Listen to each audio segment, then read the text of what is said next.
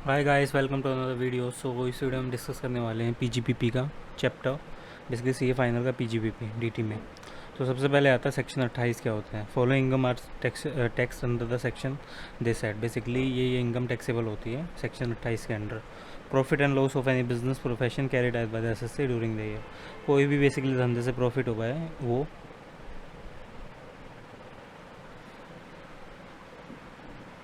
Profit और gains of any business और profession, assistant और ग्रांट सब्सिडी वगैरह मिले, एक्सपोर्ट इंसेंटिव मिला कैश में, ड्यूटी ड्रॉबैक या import entitlement, value of any gift benefit और perquisite arrange from the business profession, amount received for not carrying out any activity. Basically हमने किसी को बोला कि आप ये काम नहीं करोगे, मैं आपको पैसे दूंगा। Not sharing the intangible assets, आपका किसी से आप पेटेंट शेयर नहीं करोगे, मैं आपको पैसे दूंगा। Amount received under the key man insurance policy, FMV of the stock on the conversion into capital assets, interest, salary, bonus, commission and remuneration received by the partner from the firm. Intraday trading अगर वो कर रहा है तो basically part of the business है purchase और sales of share commodity other than actual delivery. Speculative business माना जाएगा। प्रॉफिट और लॉस स्पेकुलेटिव बिजनेस का वो कैलकुलेट होगा सेपरेटली। स्पेकुलेटिव ट्रांजेक्शन्स क्या है? हैजिंग कॉन्ट्रैक्ट है। ये बेसिकली स्पेकुलेटिव ट्रांजेक्शन्स नहीं है। हैजिंग, फॉरवर्ड और trading in the derivatives. Income from the PGBP computed as the section 42 30 to 43D। जो कंप्यूटेशन है पीजीबीपी इनकम का वो कैसे होगा? सबसे पहले आप प्रॉफिट एंड लॉस लोगे यहाँ पे P&L अकाउंट में, डेप्रिसिएशन ऐड करोगे debited to the P&L account, expenses यहाँ पे डेबिट करोगे basically debited to the P&L account और not allowed as a deduction under this side. Income not credited to the P&L account but taxable under this side. इसमें से आप depreciation less करोगे as per the income tax. Depreciation income आप credit करोगे P&L में जो आपकी taxable नहीं हो रही इस हेड के अंदर। आपकी आगे income from a business and profession.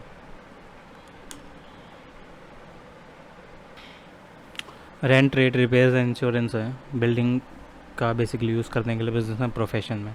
Rent allow होगा, रेट्स अलाउ होंगे, रिपेयर्स अलाउ होंगे, बेसिकली कैपिटल नेचर अलाउ नहीं होगा added to the cost of building. Insurance allow होगा। Repairs and insurance of the plant and machine and furniture. जो repairs revenue nature का allowed होगा, capital nature का not allowed है। Repairs and insurance of the plant and machinery. Repair basically revenue nature का allowed है, capital nature का allowed नहीं है। इंश्योरेंस अलाउड है, सेक्टर होते हैं। Depreciation as per the income tax act, claim to the claim depreciation. Asset must भी basically आपका बिजनेस में प्रोफेशन में यूज़ होना चाहिए और एसेट का ओनर बेसिकली एसएससी ओनर होना चाहिए, ऐसा नहीं किसी और के एसेट पे क्लेम कर रहे हो आप। Depreciation allowed only when the asset is put to use. Depreciation तभी अलाउ होगा जब एसेट आपका पुट टू यूज़ है।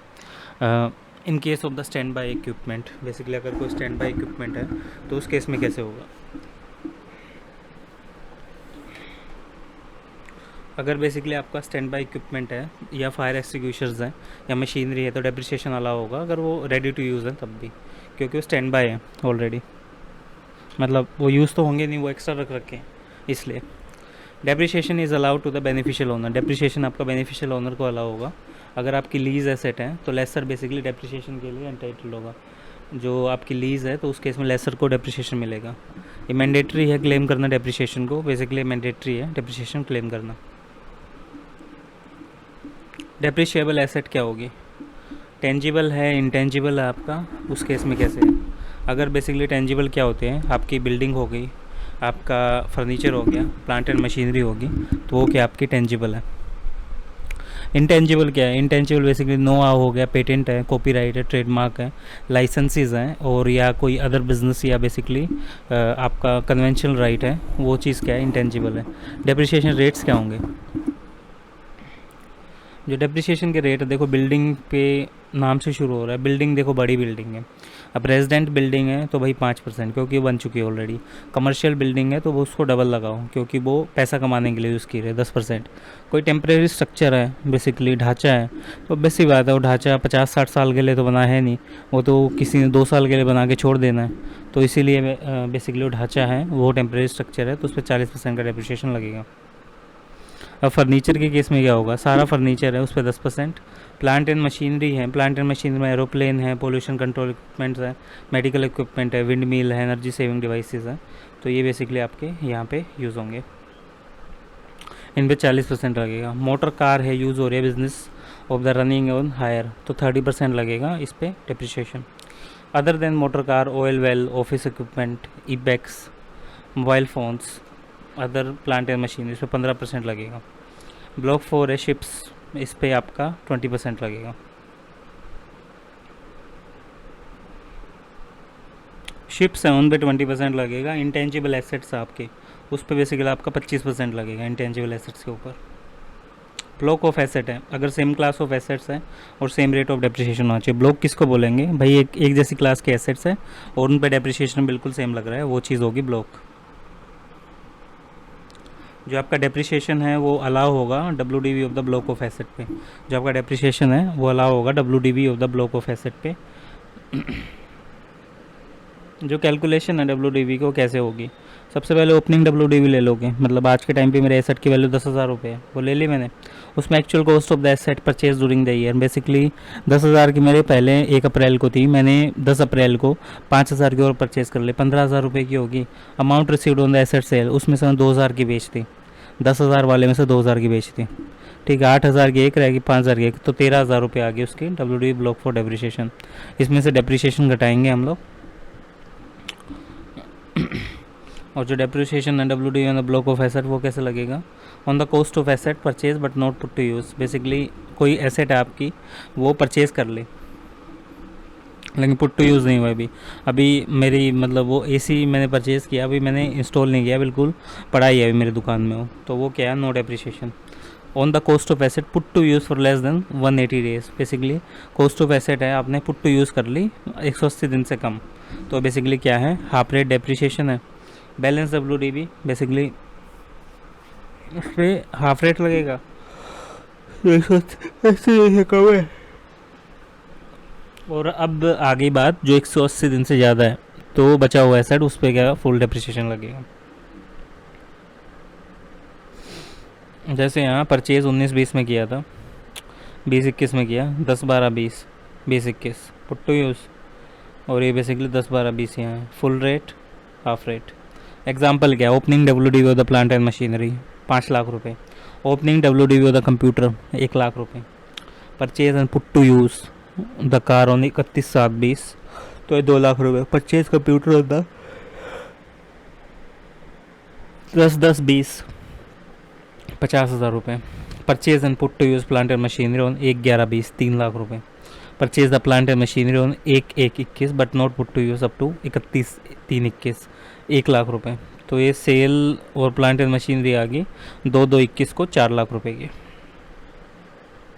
Opening WDV of the block क्या होगी, 5 लाख रुपए है, और एक्चुअल कॉस्ट ऑफ परचेज क्या होगी, पुट टू यूज़ है अप टू 3 अक्टूबर 2 लाख रुपए, आफ्टर 3 अक्टूबर है 3 लाख रुपए, नॉट पुट टू यूज़ है 1 लाख रुपए। अमाउंट रिसीव्ड ऑन सेल है 4 लाख रुपए, तो ये 7 लाख रुपए। WDV of the block for depreciation 7 lakh रुपए है, इसमें से डेप्रिसिएशन घटा दिया मैंने 67,500 आ गया। नोट पुट टू यूज़ है 1 lakh, no depreciation. Put to use after the 3 October 1 lakh है, और ये बेसिकली 7 × 5% ये आ गया। बैलेंस WDV है 3 लाख रुपए, और ये बेसिकली 15% के हिसाब से गया है, 67,500 आ गया मेरा। ये closing WDV as on 31/3/31 632,500।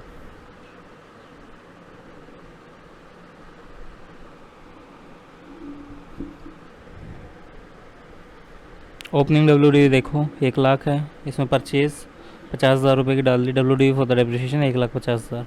Depreciation after 3 अक्टूबर आ गया 50 × 20%, तो ये बेसिकली आपका आ गया 50 × 20%, ये आ गया आपका 1,000, और ये बैलेंस WDV 1,040, 50,000 रुपये आ गया, 1 लाख क्लोजिंग WDV होगी। कैपिटल गेन और loss on the depreciable assets, if WDV of the block for depreciation हो तो शॉर्ट टर्म कैपिटल गेन हो गया आपका। अगर if the all of the assets of the block is sold, अगर आपकी सारी एसेट आपकी बिक गई वहाँ पे, तो ये WDV ऑफ द ब्लॉक है डेप्रिसिएशन का पॉजिटिव रहेगा, तो शॉर्ट टर्म कैपिटल लॉस आएगा। अगर WDV है ब्लॉक को डेप्रिसिएशन का नेगेटिव है तो शॉर्ट टर्म कैपिटल गेन आएगा। ये चीज़ है इसमें।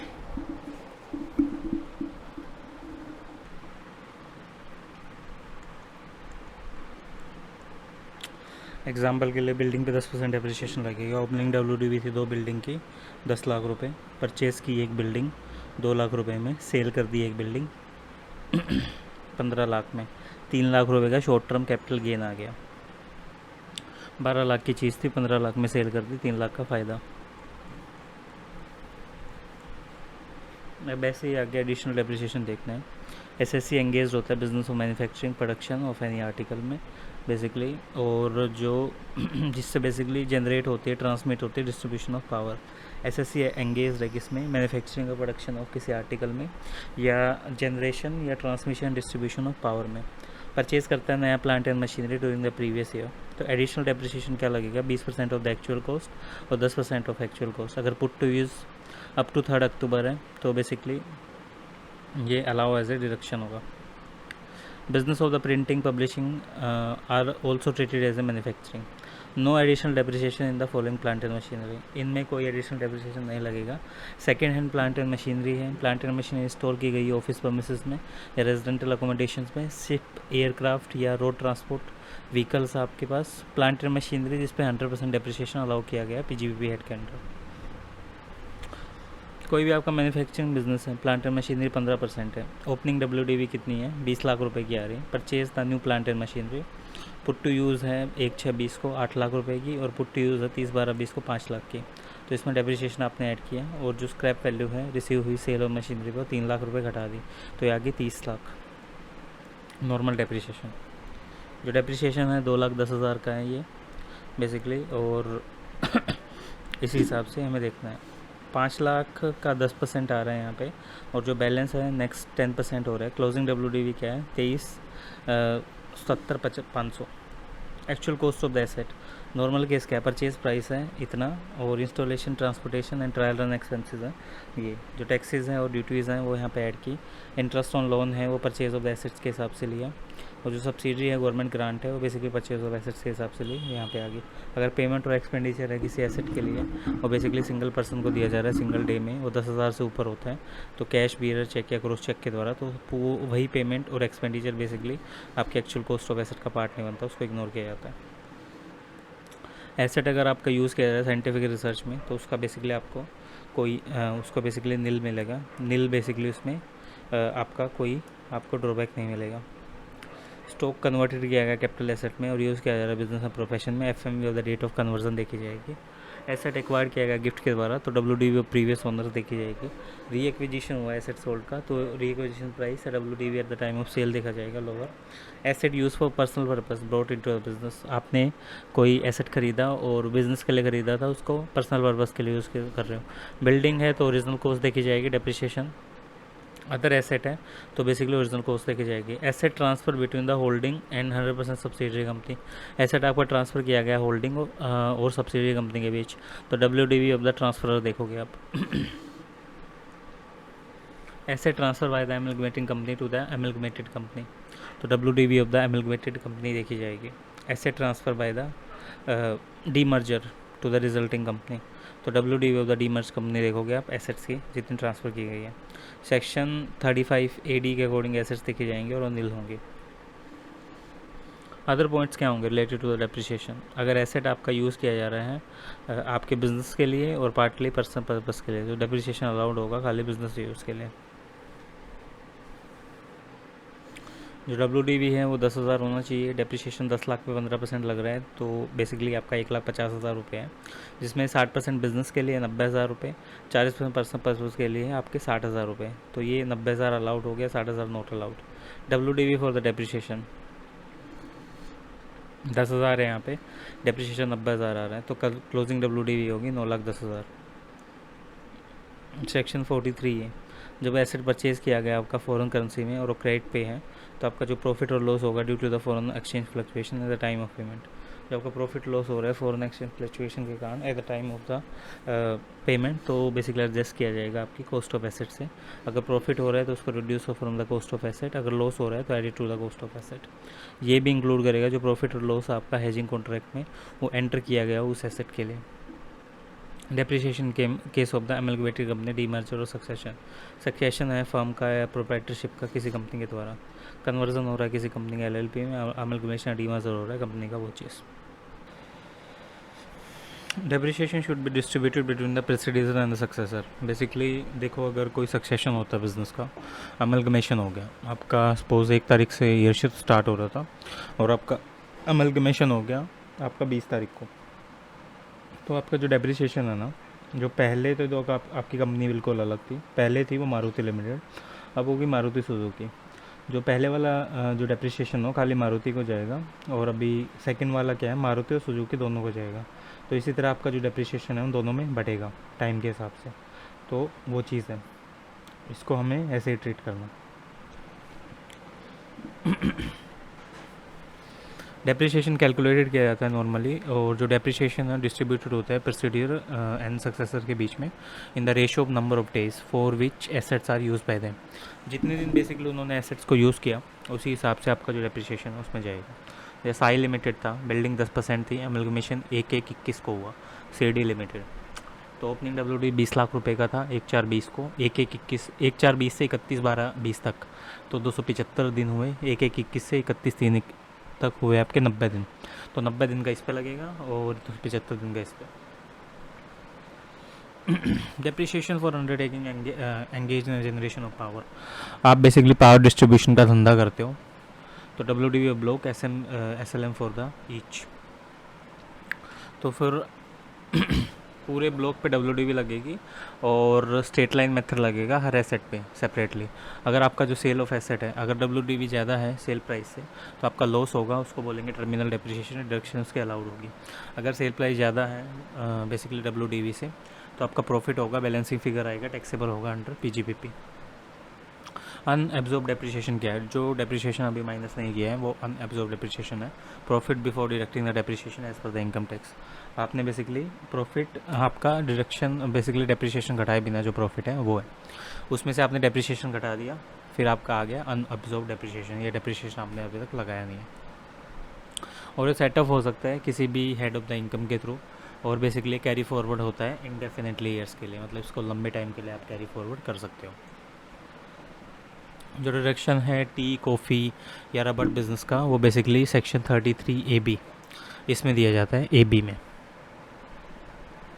सारे एसएससी है वो एंगेज होते हैं business of growing and manufacturing the T, coffee and rubber in India. Deposit कितना डिडक्शन अलाउ की जाएगी? अगर कुछ अमाउंट है आपका वो डिपॉजिट किया गया नाबार्ड में up to the due date of ROI और 6 month from the end of the previous year, जो भी अर्लियर होगा, ड्यू डेट ऑफ ROI या 6 month from the end of the previous year, जो भी आपका अर्लियर होगा, तभी आपकी जो आपकी डिडक्शन अलाउ की जाएगी। यहाँ पे डिडक्शन अमाउंट क्या होता है? एक्चुअल अमाउंट डिपॉजिट, जितना आपने डिपॉजिट किया है, और 40% of the profit from the such business.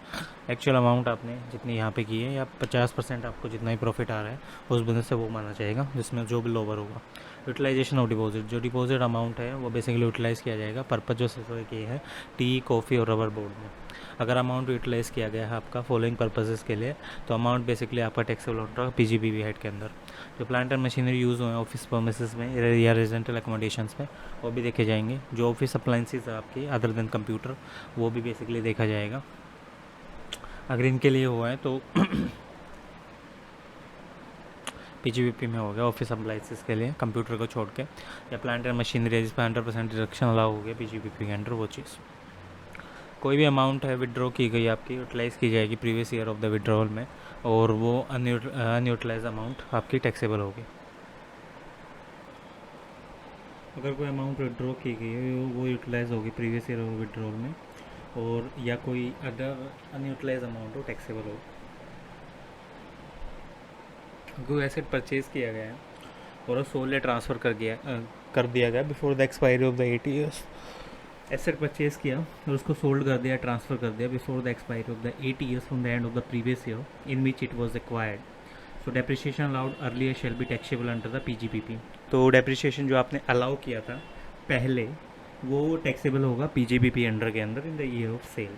अगर सेल अमाउंट एक्सीड है डिडक्शन, अगर sale amount exceed the deduction, तो बैलेंस शीट, तो balance taxable as a STCG। अगर आपका सेल अमाउंट ज़्यादा है डिडक्शन से, तो आपका जो बैलेंस होगा वो STCG माना जाएगा। अगर आपकी इनकम कैलकुलेटेड की गई है, अब वो शेल बी फर्दर डिवाइडेड में taxable income and agriculture income. अगर आपकी इनकम कैलकुलेटेड की गई है पहले, वो डिवाइडेड होगी टैक्सेबल बिजनेस इनकम में या एग्रीकल्चर बिजनेस इनकम में, फॉलोइंग रेशो में। टैक्सेबल बिजनेस इनकम बेसिकली इसको मतलब टी का मतलब है 40, तो 40 एंड 60। रबड़ का मतलब है बेसिकली, टी का मतलब है 40, लेटेक्स का मतलब है 35 and 65। Coffee grown and code दो चीज़ें हैं, तो 25 और 75%, दो आगे का 25 and 75%। Coffee grown code grounded and roasted, तो 4 आ गया, तो इसलिए 4, 40 और 60। कैलकुलेशन होगा टैक्सेबल बिजनेस इनकम कैसे ही देखी जाएगी, नेट प्रॉफिट देखेंगे as per the income tax, जो बेसिकली डिडक्शन के हिसाब से आया है उसमें डिडक्शंस घटा देंगे, और जो आपका मिस यूटिलाइज अमाउंट हुआ है ड्यूरिंग द प्रीवियस ईयर वो यहाँ पे आएगा। देन अमाउंट विड्रॉ किया गया है बट यूटिलाइज नहीं हुआ ड्यूरिंग द प्रीवियस ईयर, तो वो यहाँ पे आएगा। डेप्रिसिएशन अलाउ किया गया है एसेट पे sold before the 8 years, depreciation allow किया गया एसेट के ऊपर जो बेसिकली 8 साल जो सेल कर दी गई थी 8 साल से पहले, और उसमें से आपने एग्रीकल्चर पोर्शन घटा दिया, तो taxable income for the business and profession आ गई आपकी। एंड ब्रॉड फॉरवर्ड होगा बिजनेस लॉस, ब्रॉड फॉरवर्ड किया जाएगा बिजनेस लॉस को आपका, वो माइनस होगा। Section 33 ABA deduction for the petroleum and natural gas businesses. अगर सारे SSC एंगेज्ड हैं business for prospecting extracting and production of the petroleum natural resources and gas in India, basically 33 ABA में कौन से आएंगे, petroleum natural gas business etcetera. सारे SSC basically आपके engaged हैं business of prospecting extracting and production of the petroleum and natural gas in India. और जो deduction आपके अलाउ की गई है वो अमाउंट बेसिकली डिपॉजिट होगी SBI के साइट रेस्टोरेशन फंड में, सरकारी बैंक है वहाँ पे जाएगा। डिडक्शन अमाउंट कितनी होगी, एक्चुअल अमाउंट डिपॉजिट और 20% of profit from such business lower. Utilization of deposit कितना होगा, जो डिपॉजिट अमाउंट है वो यूटिलाइज़ की जाएगी पर्पज़ ऑफ बेसिकली मिनिस्ट्री ने स्पेसिफाई किया है पेट्रोल नेचुरल गैस में। अगर अमाउंट आपका यूटिलाइज होता है इन पर्पजेज़ के लिए, डिडक्शन अलाउड अर्लियर वो टैक्सेबल अंडर PGBB के अंडर। जो प्लांट एंड मशीनरी यूज़ की गई है ऑफिस परमिसेस में या रेजिडेंट अकोमोडेशंस में, ऑफिस अप्लाइंसेस में, वो सारी चीज़ें देखी जाएंगी। और जो प्लांट एंड मशीनरी आपकी 100% डिडक्शन अलाउ की गई है PGBP में, वो देखेंगे। अगर कोई अमाउंट विड्रॉ किया गया है वो यूटिलाइज होगा previous year of the withdrawal में। तो आज के लिए बेसिकली इतना ही था, मिलते हैं नेक्स्ट वीडियो में।